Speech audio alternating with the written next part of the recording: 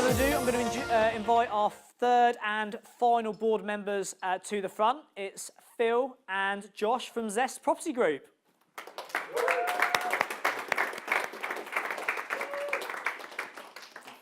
So obviously Dan's asked us to come and speak today a little bit about what we've learned on the programme. There will be snippets that you'll take away from, there's some similar material that we're going to kind of reiterate from Paul and Kevin, because it's just so valuable, such valuable content that we've applied to our business. Who has seen us speak before? Anybody? A few at the, I'm not as famous as before, brilliant. So a few of you have, not many, which is great, but what we like to really do is give you as much value as possible. We'd much rather get through 20%, 25% of our presentation, but you're all asking questions and really getting the value you want out of it than get through the whole thing. So feel free to ask questions at any point, engage with us. I think we're relatively friendly people, and hopefully you can get as much content as value out of as you can. So I'm going to get us started. And this is Phil, by the way. Hey guys. So who are we? We are Phil and Josh, as you already know. And we run 3 companies. We run Zest Property Management. Now this is, we're based up in Greater Manchester, for those of you who don't know, based up in the north. Neither of us are actually from there, but that's where we like to work. Zest Property Management is a specialist HMO letting agency, so we specialise in high-end professional house shares. That was born out of the fact that we couldn't really find, similar to what Paul said, we couldn't really find any letting agent that could do the job for us.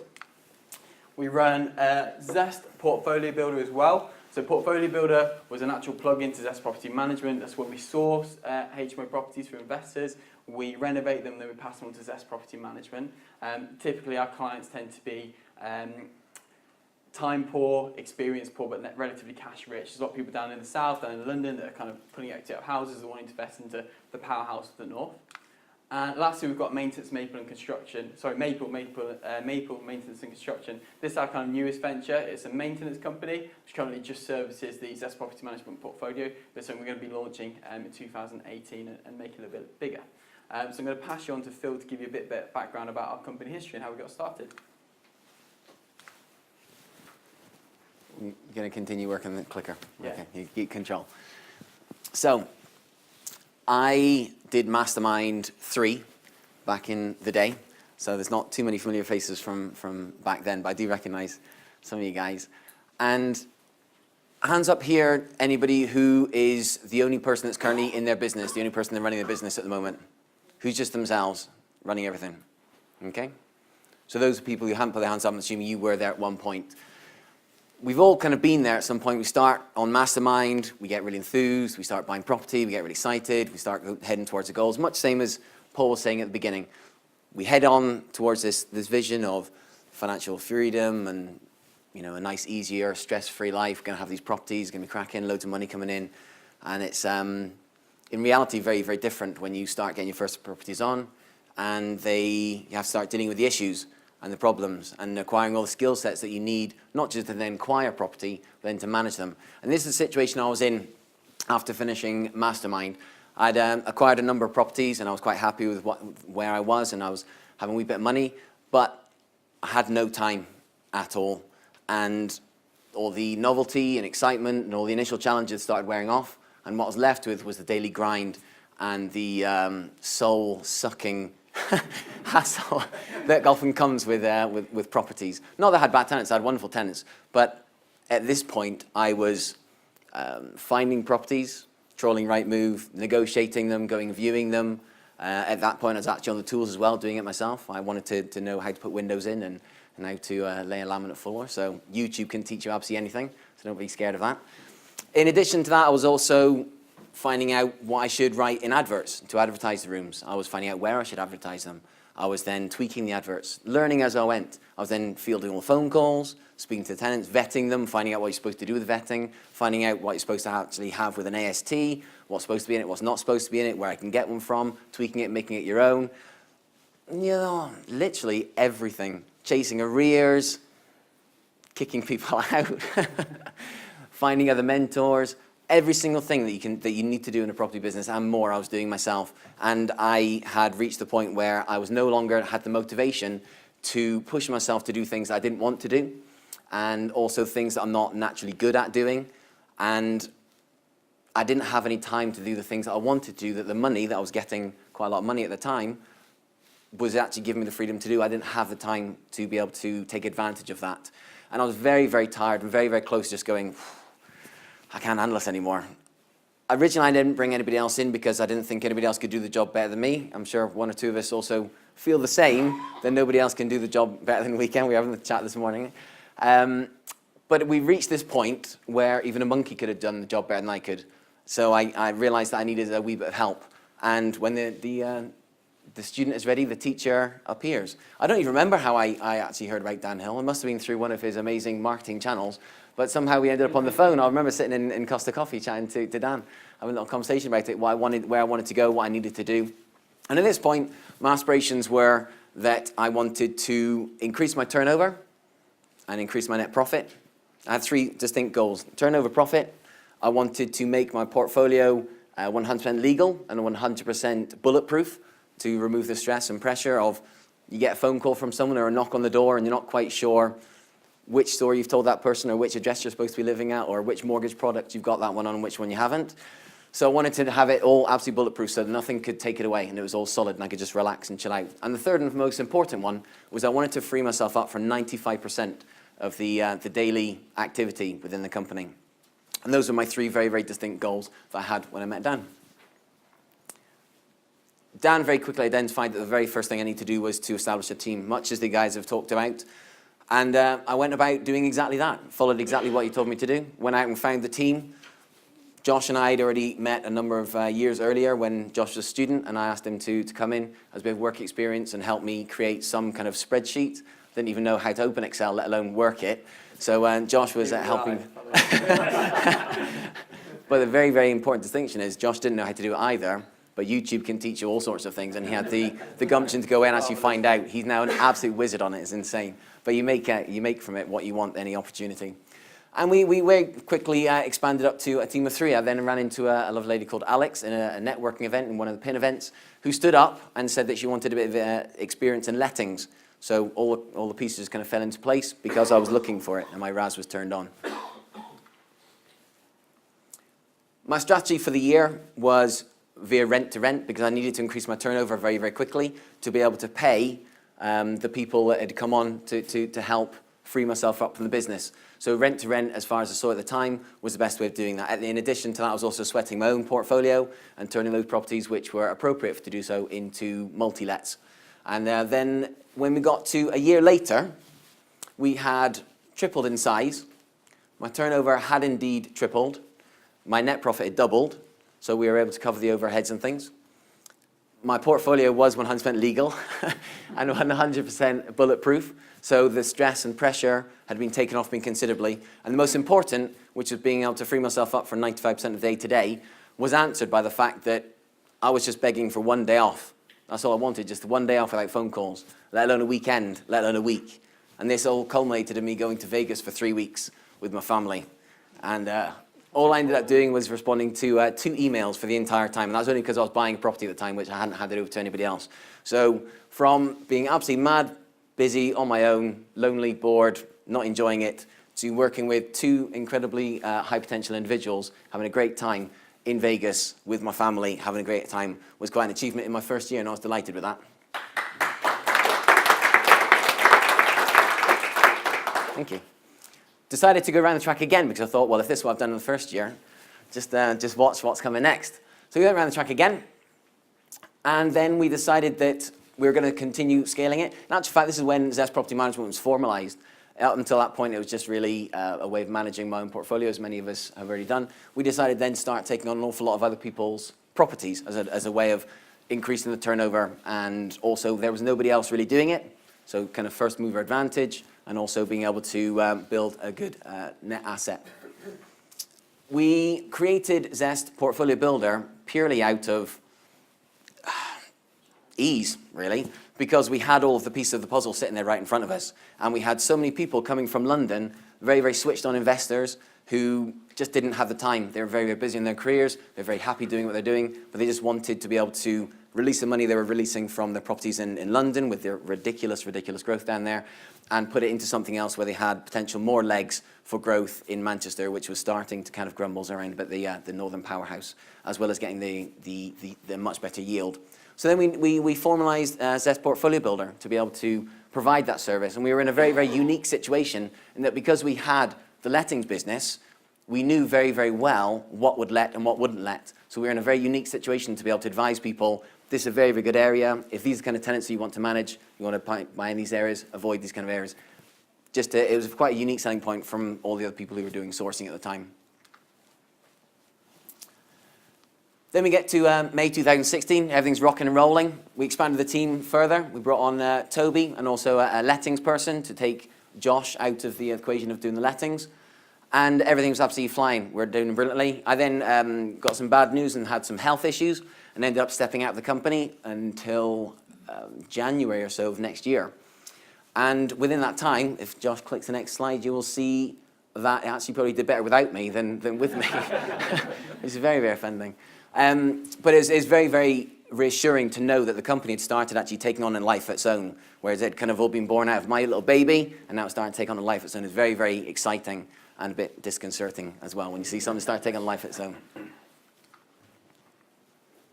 As Josh mentioned, then Maple Maintenance Construction was created, kind of in answer to the forthcoming admin fee ban, to create an additional revenue stream. In addition to that, because we couldn't find another company that could keep the high level of service that we were guaranteeing to our landlords. So we wanted to bring that in-house as an additional revenue stream, and also so we can control the speed and the accuracy with which we're doing those things, and to quieten down the noise of complaints from tenants. All the growth was going absolutely perfectly. We set our business plan. We knew exactly where we were going. Everything was 100% on schedule. And then, as a result of all of the phenomenal seeds that Josh had been sowing during the spring, they all kind of came to flower at the same time. Both a blessing and a curse, a bit of a victim of our own success. So we had two options. We either went, this is not within our plan, we're growing a bit too quickly, or we take on the challenge. What basically happened was we had a growth from July of another 70 rooms within our growth plan, and all those 70 rooms landed in the 1 month. So we had a quick call a crisis call with Dan, said, what do we do? He said, it's landed at exactly the right time, summer, make hay. So we decided to take on the challenge, and we are only about 6 days away from finishing. Yeah, 6 days away from finishing. And Josh being very prolific on social media, putting that out there. I'm sure you can find, connect with us at the end, and you can follow that journey. So it's been a really great campaign for us, how to fill 70 rooms in 12 weeks. And the team have absolutely pulled the stops out, and everyone's pulled together. It's been absolutely phenomenal. And we are pretty much set to smash the living daylights out of that target. So we're only 6 days left, and then we're off on a lovely little retreat with the team to reward everyone for such amazing work and stuff. So we'll give you the details of social media then, but it is worth looking at that just because it's a very honest account. It's not, oh yeah, it was easy, we smashed all this, smashed all that. It's all the blood, sweat and tears gone into it, all the mistakes we made. It's, for any of you that are looking to start your own HMO letting agency or scaling your portfolio, it's a real honest account of how hard it can be to achieve something like that. And we'll share all of everything we can, very open book. So it's worth looking up. Boo-hoo, Josh. Boo-hoo. So, in the same way as everyone else has covered off the 5 big game-changing points, we just wanted to tell you what our 5 were. Now, obviously, some are going to be already have been covered in some capacity by the other guys, but this is our account and our point of view, so we wanted to share these with you. I'm assuming when I did Mastermind, they didn't have wealth dynamics within the program. I think you guys do it standard within the program now, don't you? Yeah.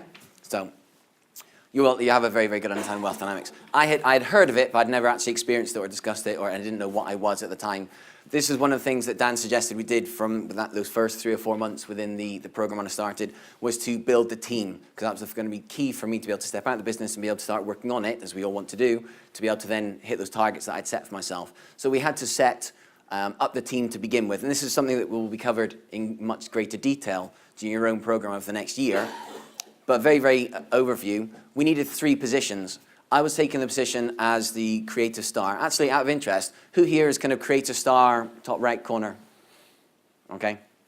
So I took on the role of the driver in the company. I was driving the business forward.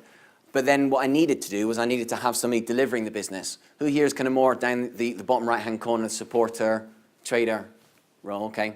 So you need to put somebody into that role as well to be able to actually take forward the conversations with the tenants and to actually do the viewings and those kind of elements of the business. And then the final piece of the puzzle for me, which I definitely did not have, was the detail, which is down the kind of Lord, mechanic, accumulator route. Who in the room is mechanic-y type people? Wonderful.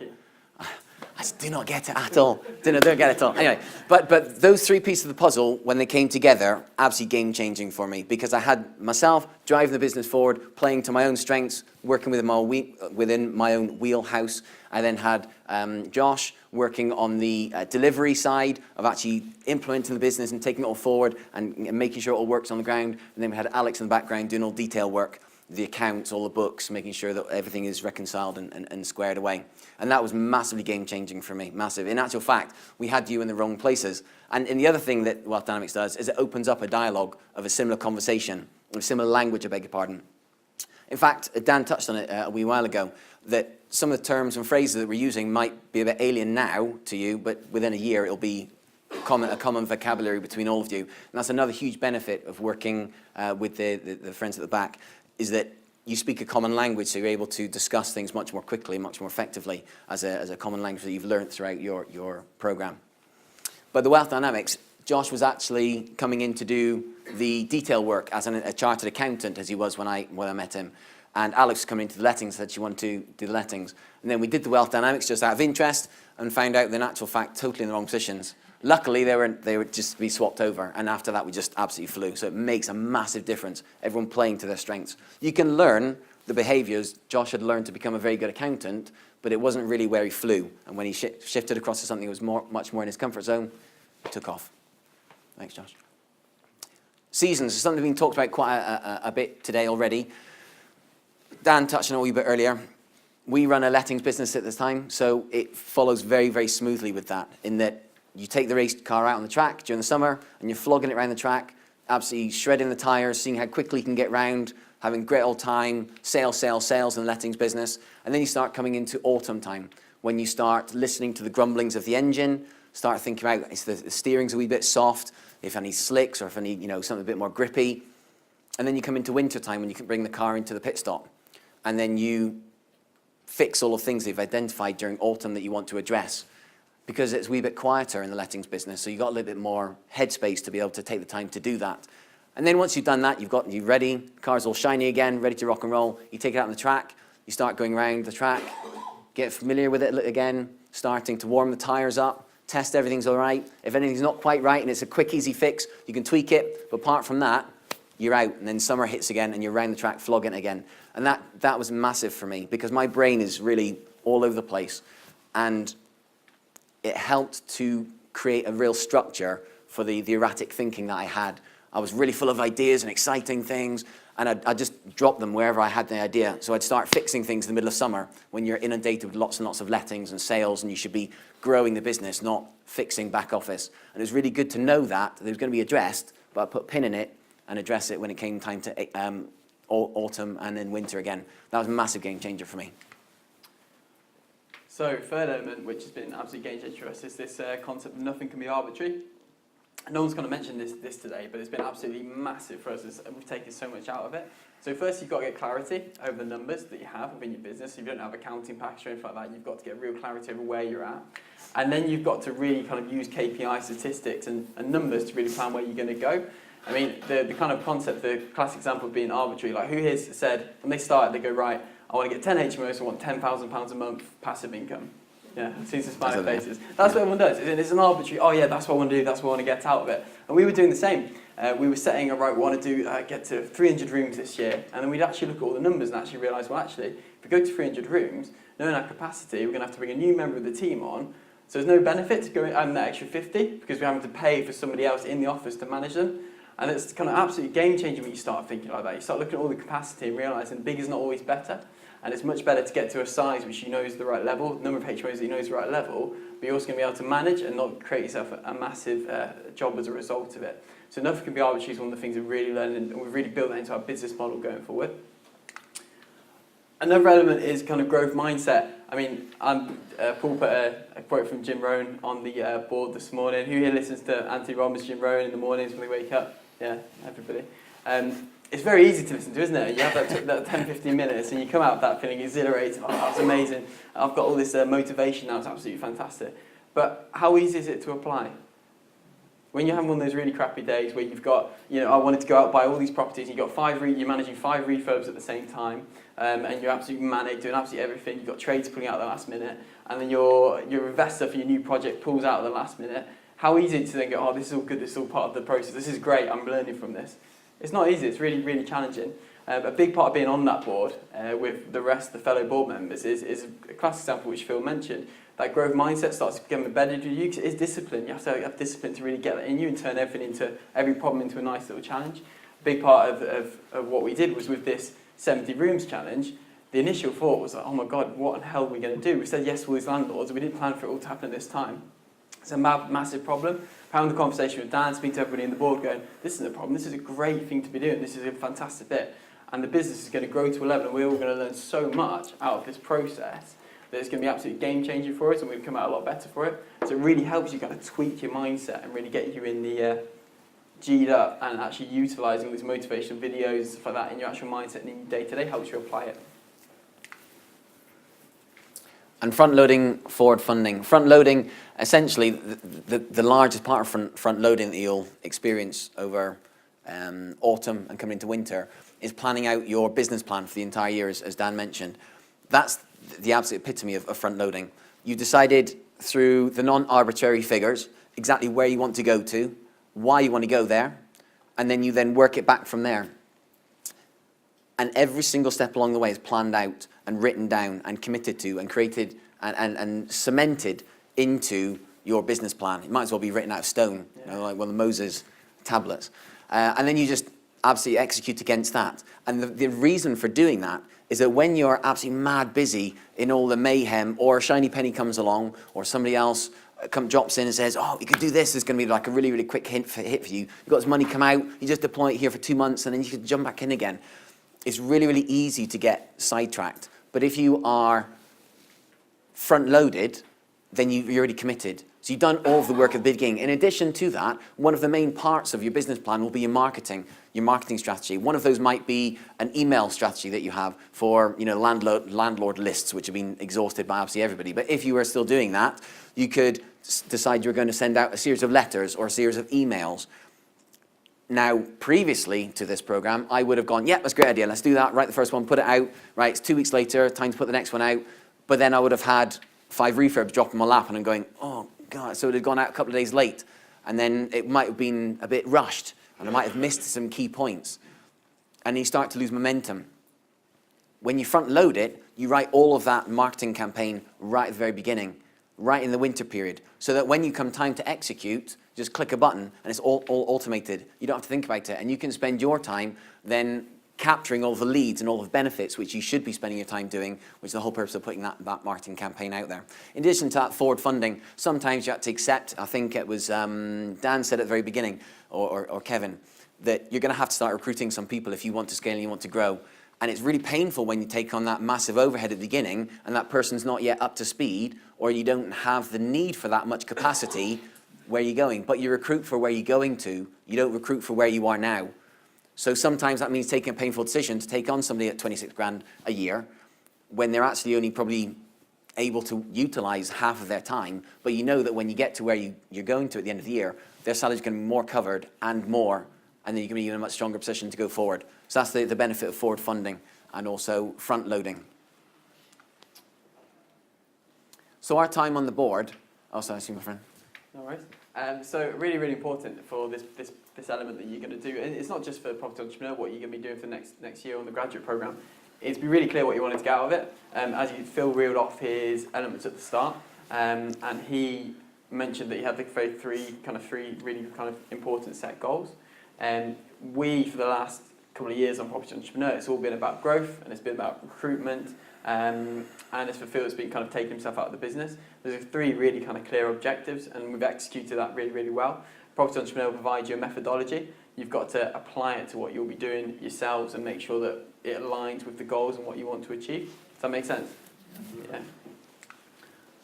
Second is trust the process. I think a few people have alluded to the pain that you go through in certain seasons and some of the bits where you can't see how this is going to work. We talked about 2 of the board members challenge each other, and I think it's Mark would go home and speak to his wife and she'd go, what are you talking about? It's very, very challenging. You've really got to trust the process. All these things like seasons and systemization and springtime planting seeds, it all sounds like nonsense at the start. But you've got to absolutely trust the process because it does really, really work. When you're in your winter season and the guy's telling you, oh, it's winter now, you're not allowed to make sales, you're in here to systemize. You're sitting there thinking, I could be out here making 3 or 4 grand, or bringing another sale and bringing another landlord on. You've really got to trust it, because everything you do in winter, which you're not necessarily going to enjoy, the steals amongst you, the lords amongst you are going to really enjoy it, but the dynamos amongst you are going to hate that period. You want to be out and speaking and chatting to people. You've got to trust it and embrace it. And unless you do that, you won't make as much of it as you could do. Accountability, I don't think, is a problem for many of the people in this room, although we all have moments of weakness where you just go, I just can't get off the sofa, just finish off watching X Factor or Hawaii Five-0, whatever's on telly. We all have moments of just going, just can't be bothered today. It's just hard. I don't want to make that phone call. That deal that's a wee bit beyond where I am at the moment is a bit scary. It's easier to put it off than to make the difficult phone call, or to crunch the numbers late at night when all you want to do is put on your pajamas and cuddle up or whatever. You need to have accountability, because although we're all very driven and motivated in this room, which is why we are where we are, you will have moments where you go, oh, blimey heck. And having a room of people, as you have now, that you trust and respect and admire, that you need to say very clearly what you intend to achieve and what you intend to do, and you lay it all out on the table, there's nowhere to hide. You don't want to be the person that turns up the next month going, yeah, I didn't quite do that.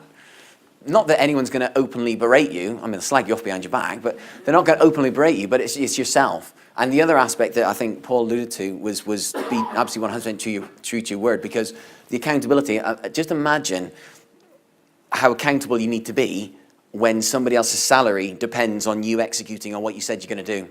There's nothing that's going to hold you more than that. It's absolutely phenomenally powerful, it really is. I think another lesson from accountability that we've done this year is, Paul's talked about it, he's talked about his 200 room campaign. It's been all over social media. This is what I'm going to do. We did it with our How to Fill 70 Rooms in 12 weeks. The first thing we did was, even when we were terrified of the challenge, we stood up and we said to Manchester Pin, this is what we're going to do. We told everybody, and then instantly you become accountable for it, and we've just delivered against that because we've had to. Otherwise it's a very public failure to us. This is a massive, massive one for me. Mr. Kevin Edge there with his award. Yes, look at him. Plug it again for him while he's not here. He's so jet set, he had to leave to another meeting, you see. He's not even here to hear it all. Now we're India. To be kind to yourself, I think, is massive, really, really huge. And this is, I think we're all guilty here of being really hard on ourselves, because we are driven, we are focused, and we want to achieve, and we want to set the world alight and leave a legacy and all these kind of things. But what I would ask you to do, and what's really, really good for me, is remember that you're choosing to be here, you're choosing to play a bigger game, and it's really hard to berate yourself and to feel really guilty that you're not achieving. So acknowledge that what you have now in your lives and who you are now as a person is enough, and you're absolutely brilliant. But you've chosen to put yourself in this environment and create comfortable self-induced accountability to put yourself out of your comfort zone because you want to do more or you want to achieve more. So with that, though, becomes freedom, because you're able to then go, yes, I've not quite hit that, or I've not quite done a £2 million deal as my fellow board member has done. However, I'm really comfortable where I am, and where I am in the journey, I've done a fantastic job. So it relieves the guilt and it makes the journey much, much more enjoyable. You're choosing to be here. And the final thing is, better speed up a wee bit, is your network. Being in an environment with people who you trust, admire, and respect is absolutely phenomenal, because they're all on different part of the journey. They all have different experiences, different skill sets. And when you're pushing yourself out of your comfort zone, it's fantastic to know that somebody who else has been there before you or is a few steps ahead of you in that particular aspect is there to be able to call on and say, I need a bit of help here, or I've thrown myself at the deep end. I've gone and taken 70 rooms on in a month. What do I do? And it's great to have somebody that's able to do that for you. In addition to that, we're able to also be there for our friends and colleagues in the Property Entrepreneur and also in the board as well. So it's really, really hugely beneficial to have that network and that powerful surrounding support.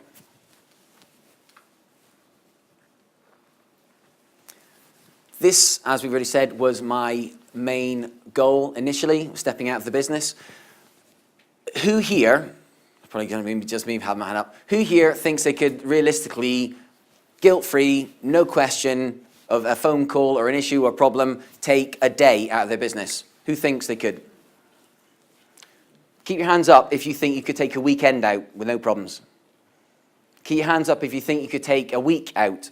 Literally no problems, no guilt, no problems, no hassle, no concerns. Few went down. Keep your hands up if you think you could take 3 weeks out without any problems, any concerns. Fantastic. Keep your hands up if you think you could take a year out with no hassles, no problems. Fantastic, good job. And in addition to that, not only hope that your company's going to be there when you turn around again in a year's time, but it's actually grown and it's probably doubled or tripled in size. And it's leaving a legacy to protect your family and provide for them and to make a real difference in the world. That's what being involved with Dan Hill has meant for me in my business. It's provided me that security and knowing they're going to make a difference in the world. Whether I get hit by a bus outside or whether I decide to never come back to the company or whether I decide to start a new venture, it runs anyway. And that, for me, is absolute game-changing. Secondly, we've experienced some phenomenal growth. We tripled in our first year, we doubled again the year after that, and then we just more than doubled again in our third year. We've just done this in the last year, 109 to 254 rooms in a year. It's not been about its challenges, but it's been one of our biggest successes, the rate of growth that we've managed to achieve over the last few years, which has been really exceptional. And a big part of that has been going through the Property Entrepreneur Program, doing as Dan said, the elastic. Just keep doing that and following the seasons has been absolute game-changing for us. We wouldn't have achieved it without it. And attracting talent is the other final thing. Zest now has a reputation and it has credibility. We're market leaders in Greater Manchester. We're the largest and also the best, in our opinion, and many others, in Greater Manchester. And we're very, very proud of what we do. The product that we have and the service that we provide is second to none, and it's absolutely phenomenal. And as a result of that, we no longer have to go fishing and trying to hook in a tenant or a landlord or an investor or a team member or a mentor. These people start to get attracted to you. And it's really, really been phenomenal for us to start moving to become a magnet with a really good reputation that stands for something that other people want to get involved with, having a really clear identity of what our why is, so people get attracted to us as opposed to us having to go and do the hard work and try and reel in each individual person and hope that people don't see the fact that we're faking it in the background and putting that bugger underneath and they want to come and work for us. It's been absolutely phenomenal. So what's next for us? I think some of you may know Manchester property market is booming at the moment. There's so much investment going to Manchester. If you go yourselves, you'll see loads of cranes all over the place. There's loads of government initiatives going into it, so it's just absolutely rocketing. So for us, we're really trying to capitalise on that market. We're taking no more landlords 2017 for Zest Property Management. As you've seen, we did the year's worth of growth and we're stopping that now because we're only built for 255 rooms. So we're stopping that now for a little short period of time. But as a result of all that growth, Zest Property Management, because we thought it was going to be a much more staggered approach, as any sane human being would expect, over the next 6 months, we've got a bit more capacity for Portfolio Builder. So we've got no spaces in 2017, but 2018, we've now got another 3 to 5 spaces for investors that want to invest up north in Greater Manchester. So we're looking for more investors. We've got some deal packs on our website. So if anyone's interested in the kind of returns, whether you're interested in Portfolio Builder or just looking at more HMO deals, we're happy to share them with you. Just come and give me a business card at the back. Thank you very much, I guess. We're Zest Property Group. You can contact us on Phil and Josh at zestpropertymanagement.co.uk. Feel free to take a picture of this site so you've got all the details. And you can also get us on Facebook at Zest Property Management, Zest Property Manchester and Zest Portfolio Builder. If you want to like and follow us on there, we share a lot of valuable, what we think is valuable content, and you're all welcome to follow us and share the journey. So thank you very much.